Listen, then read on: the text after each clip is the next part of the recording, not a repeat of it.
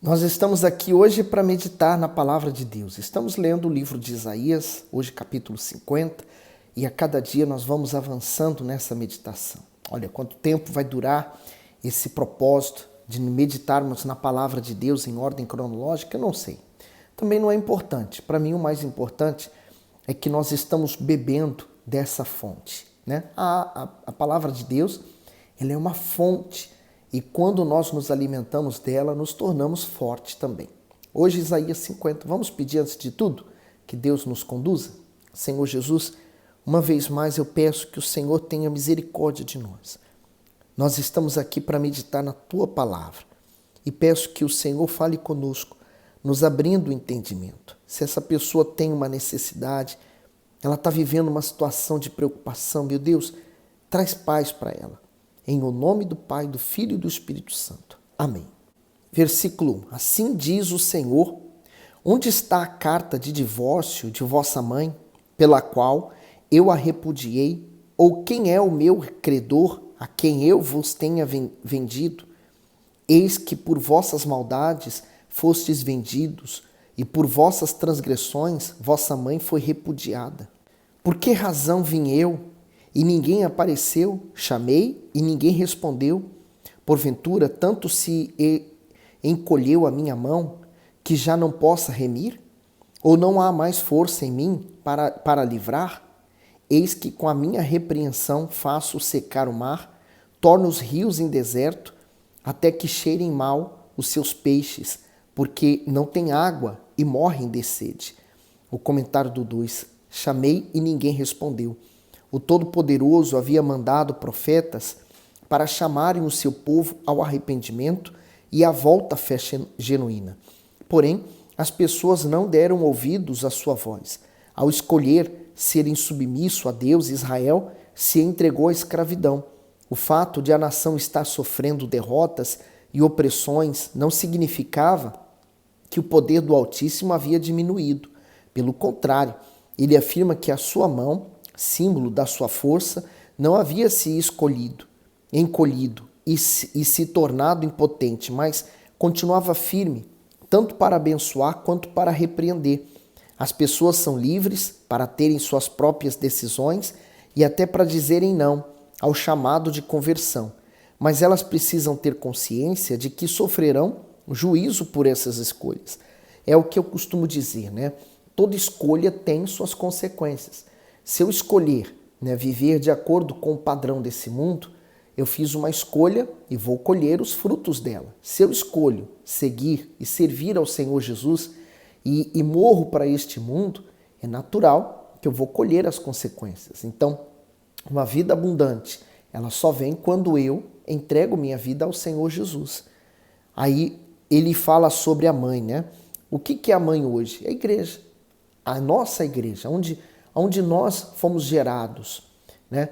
Eu lembro com muito carinho o lugar e aquele lugar onde eu fui gerado para Deus. Ali eu tenho um enorme carinho, um enorme respeito por aquela igreja. Guardo lembrança e guardarei para sempre daquele lugar da onde eu saí, da onde Deus me gerou. Gerou para Deus, filho, e como filho hoje estou pelo mundo afora pregando o evangelho. No 3. Eu visto os céus de negridão, poliei um saco para a sua cobertura. O Senhor Deus me deu uma língua erudita, para que eu saiba dizer a seu tempo uma boa palavra ao que está cansado. Ele desperta-me todas as manhãs, desperta-me o ouvido para que ouça como aqueles que aprendem. O comentário do 4, a língua erudita significa a capacidade e a sabedoria para ensinar as pessoas a respeito da vontade de Deus. Essa habilidade estava sobre Jesus, o Messias, de modo que todos os dias da sua vida ele trabalhou para tirar o fardo dos sobrecarregados, aliviar a dor dos aflitos e libertar os oprimidos pelo pecado. E nós encontramos isso em Mateus 11, 28, que ele diz assim: Vinde a mim, todos os que estáis cansados e oprimidos, e eu vos aliviarei. Em Mateus 13, 54, é chegado à sua pátria, ensinava-os na sinagoga deles, de sorte que se maravilhavam. E chegando à sua pátria, ensinava-os na sinagoga deles, de sorte que se maravilhavam e diziam: de onde veio a este a sabedoria, estas maravilhas? Continuando no comentário do bispo, essa virtude de comunicar de forma poderosa os pensamentos divinos não é fruto de aprendizado humano, mas um efeito da ação do Altíssimo no seu porta-voz. Ele desperta-me todas as manhãs. Significa que o Senhor instruía Jesus a respeito dos seus atos e das suas palavras. De igual modo, ele está pronto para capacitar seus servos hoje. No entanto, é preciso que a pessoa esteja com o espírito disposto a ouvir, disposto e os ouvidos atentos à sua instrução. Hoje houveram e há tantos escândalos que por vezes a pessoa ela fica tão incrédula para com o que ela ouve. Naquele tempo, no tempo do Senhor Jesus, não foi diferente. Tanto é que o Senhor Jesus falou assim: fazei o que eles falam, mas não fazei o que eles fazem. Porque o que eles falavam, você pode conferir hoje, por exemplo, se um pastor, o que ele está falando, está de acordo com a Bíblia. Se está, pratica. Ah, mas ele não é um bom exemplo. Não faça o que ele faz, mas faça o que ele fala. No 5, o Senhor Deus me abriu os ouvidos e eu não fui rebelde, não me retirei para trás. As minhas costas ofereci aos que me feriam e a minha face aos que me arrancavam os cabelos. Não escondi a minha face dos que me afrontavam e me cuspiam, porque o Senhor Deus me ajuda. Assim, não me confundo. Por isso pus o meu rosto como um seixo, porque sei que não serei envergonhado. Comentário do 7, rosto como um seixo, expressa qual seria a reação do Senhor Jesus diante do desdém, da humilhação e da oposição. Ao comparar o rosto do seu filho a um seixo, uma pedra, o Altíssimo mostra que o Messias permaneceria firme e destemido sem desviar os olhos da sua missão. Onde ele encontraria tamanha força? O Senhor Deus me ajuda. Essa era a origem da coragem e da estabilidade do Filho de Deus. O homem só cai em tentação quando deixa de depender do Todo-Poderoso e passa a contar com suas próprias forças. Quando se tira os olhos das Escrituras e da fé, a visão se ofusca e o ser humano, por mais bem intencionado que seja, perde o objetivo e fracassa espiritualmente. Quando nós dependemos de Deus. É tão maravilhoso, né? Por isso que ele diz: o meu justo viverá pela fé. Viver pela fé é você depender exclusivamente de Deus. Não tomar um passo, uma decisão sem consultar a Deus. No 8, perto está o que me justifica. Quem contenderá comigo? Compareçamos juntamente. Quem é meu adversário? Cheguem-se a mim. Eis que o Senhor Deus me ajuda. Quem há que me condene? Eis que todos eles, como roupas, se envelhecerão e a traça os comerá. Quem há entre vós que tema ao Senhor e ouça a voz do seu servo?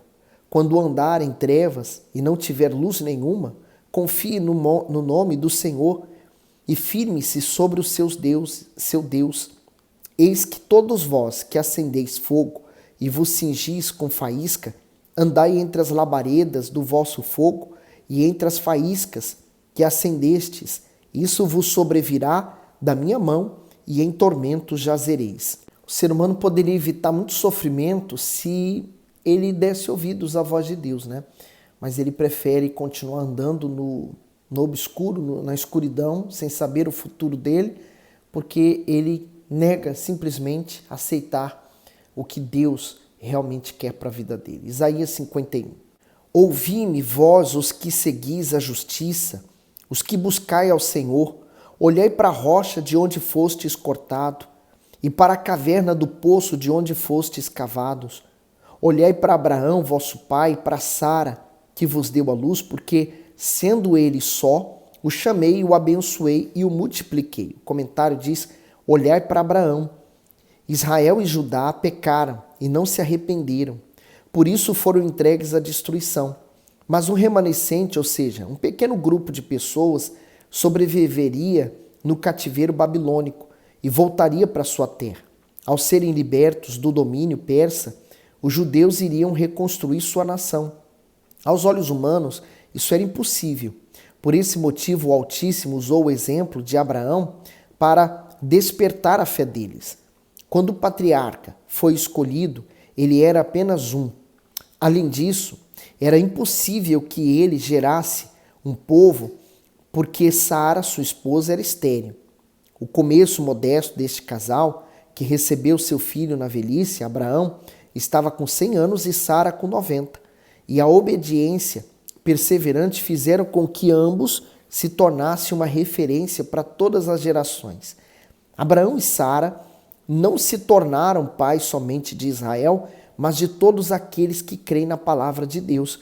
Romanos 4, do 16 ao 22. Portanto, é pela fé, para que seja segundo a graça, a fim de que a promessa seja firme a toda a posteridade, não somente a quem é da lei, mas também a quem é da fé, que teve Abraão, o qual é pai de todos nós, como está escrito, por pai de muitas nações te constituí, perante aquele no qual creu, a saber, Deus, o qual vivifica os mortos e chama as coisas que não são como se já fossem, o qual em esperança creu contra a esperança, tanto que ele tornou-se pai de muitas nações, conforme o que lhe fora dito, assim será a sua descendência.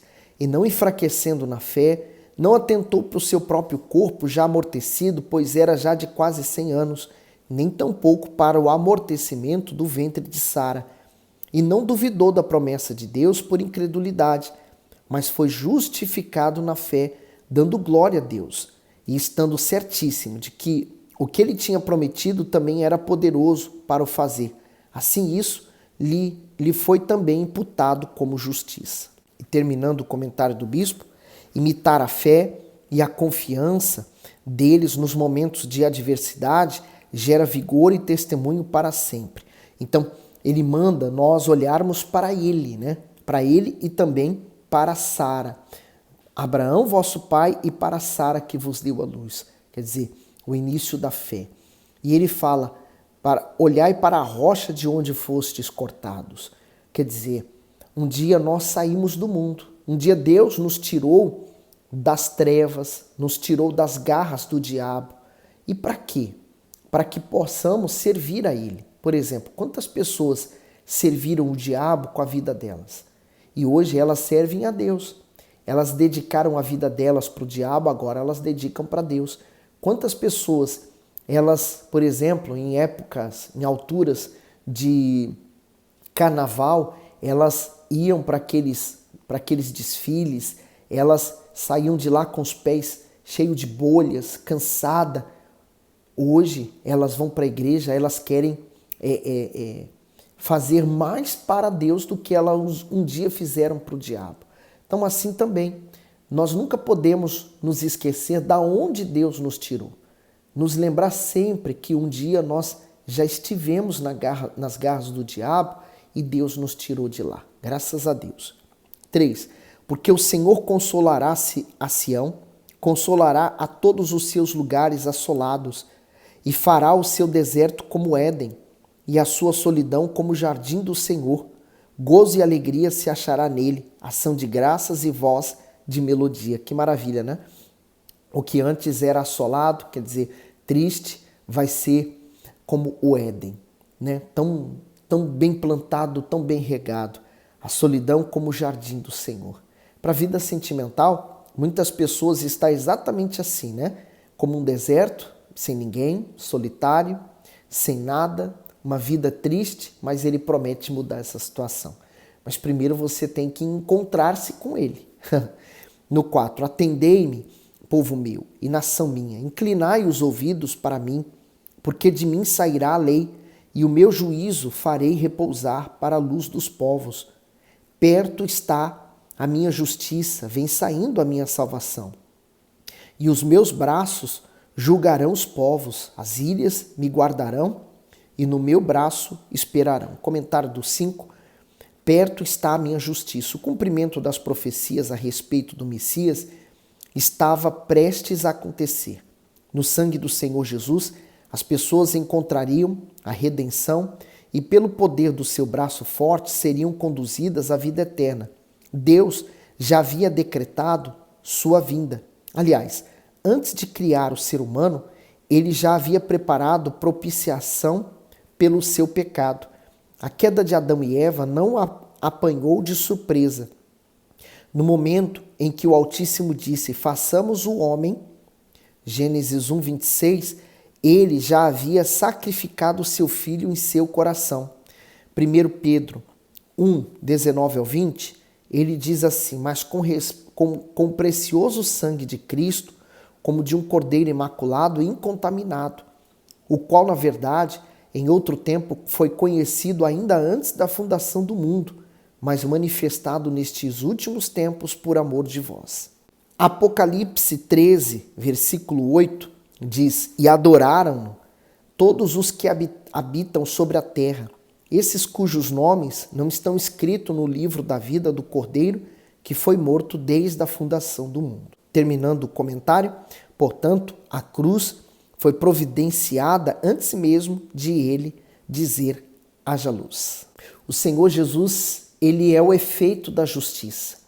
Ele executou justiça ao erro que Adão cometeu e à entrada do diabo na terra. Então, quando nós vivemos para Cristo, nós vivemos o plano de Deus, o plano da salvação. No 6, levantai os vossos olhos para os céus e olhai para a terra embaixo, porque os céus desaparecerão como a fumaça, e a terra se envelhecerá como roupa, e os seus moradores morrerão semelhantemente, porém a minha salvação durará para sempre, e a minha justiça não será abolida.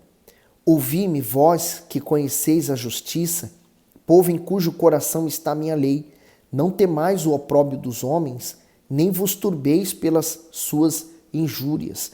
O comentário diz, não temais o opróbrio dos homens. Pertencer a Deus, ou seja, ter a sua justiça e a sua lei guardadas no íntimo, significava andar na contramão do mundo.